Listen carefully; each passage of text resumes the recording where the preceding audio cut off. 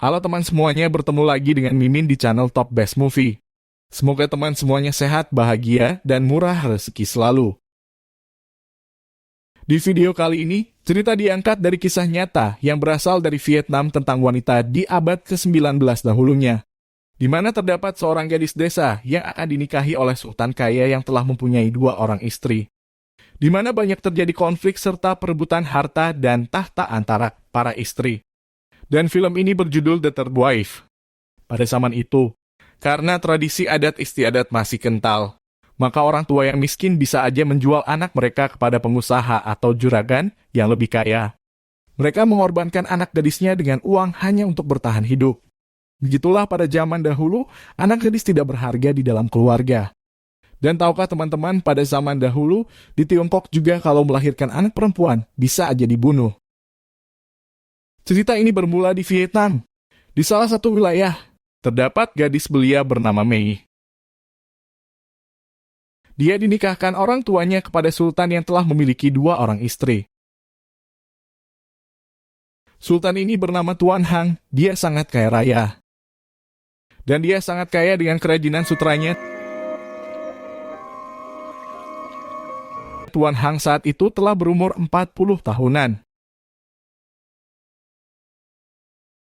Dan dari hasil perkawinannya dia memiliki 3 orang anak. Istri pertamanya bernama Aha, dia melahirkan seorang anak laki-laki bernama Asun, yang telah beranjak dewasa. Dan istri kedua bernama Ahwan, dia melahirkani 2 orang anak gadis yang masih kecil. Sampailah di acara pernikahan Mei yang sangat mewah, dan dihadiri oleh keluarganya juga. Dan terjadilah kegiatan malam pertama. Pertama kali Mei menjadi istri seorang laki yang seumuran, bisa menjadi ayahnya. Mei pun merasa sedih, tapi beginilah nasibnya.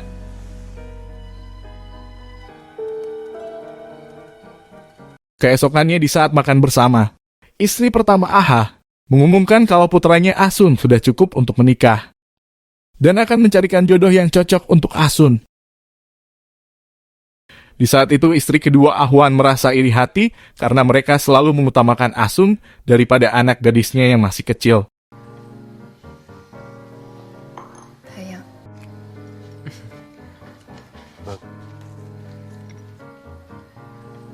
Keesokan paginya, Mei melihat Bibi Lu sedang mencuci.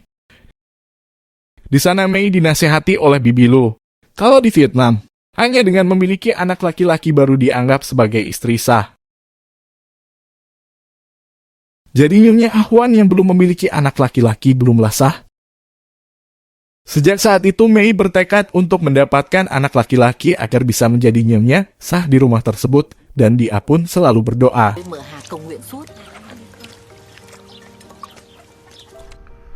Cũng chưa phải là bà chủ chính thức đâu, vì mợ ấy hồi cậu Sơn còn nở trong bụng tôi.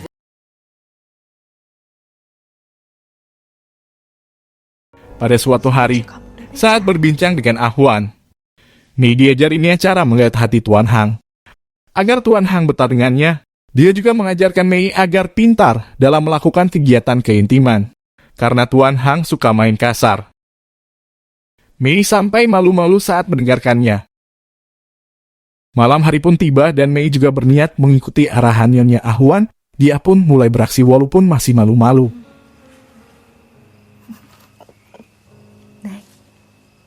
Pada saat itu Tuan Ahu menyuruhnya merangkak mendekatinya dan keintiman pun terjadi lagi.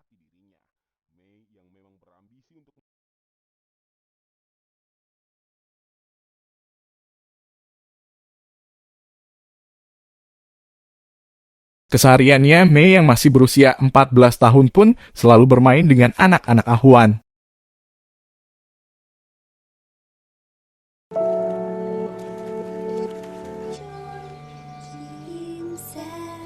Dia juga sering tidur dengan mereka. Suatu malam, saat ingin ke kamar mandi, Mei melihat ada lampu di luar, dan terdapat seorang wanita melewati hutan. Karena penasaran, Mei pun mengikutinya ke hutan.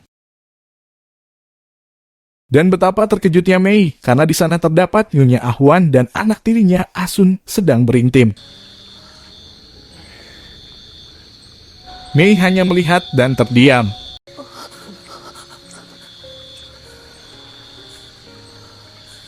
Sejak kejadian itu, Mei jadi ketagihan selalu ingin melihat perselingkuhan itu.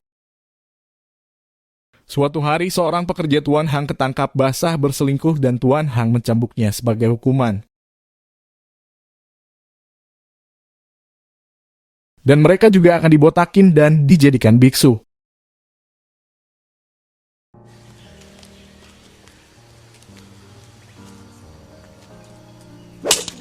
Melihat kejadian itu, Mei bertekad untuk tidak melaporkan perselingkuhan Ahwan dan Asun. Tidak berselang lama, Mei pun mengandung anak Tuan Hang. Mengetahui kehamilan Mei, istri pertama Ah pun merasa iri. Dan dia mulai memikirkan cara untuk mengambil hati Tuan Hang kembali. Di tengah kehamilan Mei, Ah menggunakan keahliannya di waktu keintiman.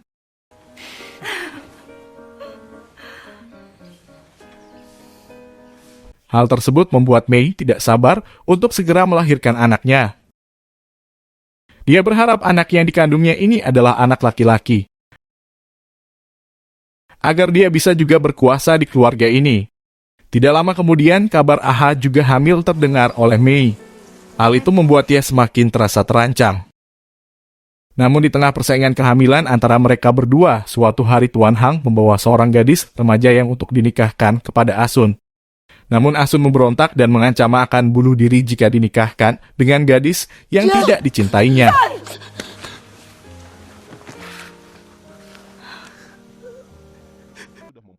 Namun aksi tersebut dapat dihalangi ibunya Ah. Dan suatu hari Asun mengajak Ahwan untuk kawin lari dengannya. Namun Ahwan menolaknya karena dia memiliki 2 anak gadis yang masih kecil.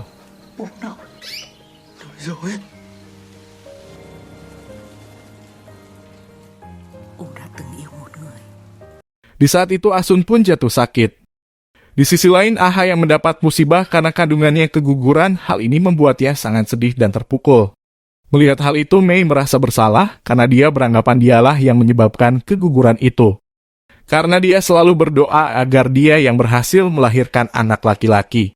Melihat kesedihan Mei, Ahwan pun menenangkannya dan mengatakan itu bukanlah kesalahannya. Setelah mendengarkannya, Mei pun merasa lebih tenang. Dan diam-diam Mei jatuh hati kepada Ahwan. Ternyata Mei senang melihat keintiman Ahwan dan Asun bukanlah karena dia senang melihat Asun. Dia pun mengutarakan cintanya kepada Ahwan, namun Ahwan mengatakan hal ini karena Mei lagi stres. Chị xin lỗi. Thai sắp sanh. Tidak lama kemudian, Asun pun menikahi gadis yang sangat cantik bernama Win. Namun di saat Win ingin membuka baju di malam pertama mereka, Asun menolaknya. Akibatnya Win pun dipulangkan ke rumah orang tuanya oleh Tuan. Karena kejadian tersebut, Wan Hung pun mengembalikan Win ke orang tuanya dan mengganti rugi sebanyak 3 kali lipat mas kawinnya. Namun ayah Win menolak pengembalian anaknya itu karena dia menganggap itu adalah hal yang sangat memalukan. Dan Win yang mendengarkan hal tersebut sangatlah sedih karena dia juga tidak diterima di keluarganya sendiri. Akhirnya Tuan Hung pun membawa kembali Win ke rumahnya. Ông không thể phá hủy điều này. Suatu malam sampailah saat yang Mei melahirkan dan kelahirannya dibantu oleh dukun beranak. Namun anak yang dilahirkan itu adalah anak perempuan.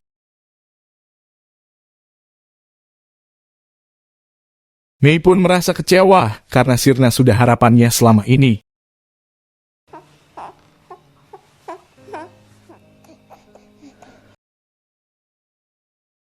Suatu hari di hutan sekitar rumah Tuan Hang, Win bunuh diri dengan menggantung diri.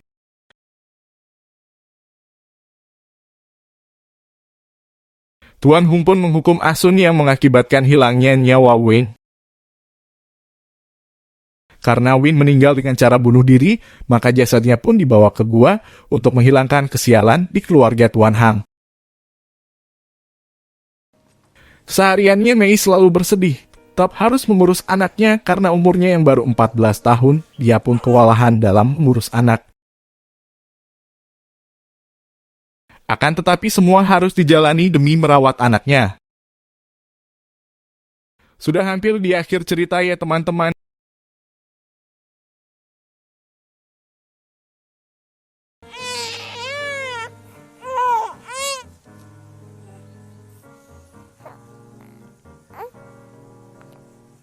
Di saat itu Mei melihat anak perempuan Ahwan sedang memotong rambutnya. Dan di masa itu wanita dilarang untuk memotong rambutnya karena hal tersebut melanggar kodrat wanita. Namun karena anak Ahwan merasa sangat tidak adil, mengapa anak laki-laki dan perempuan tidak diberlakukan sama, maka dia pun sengaja ingin memberontak.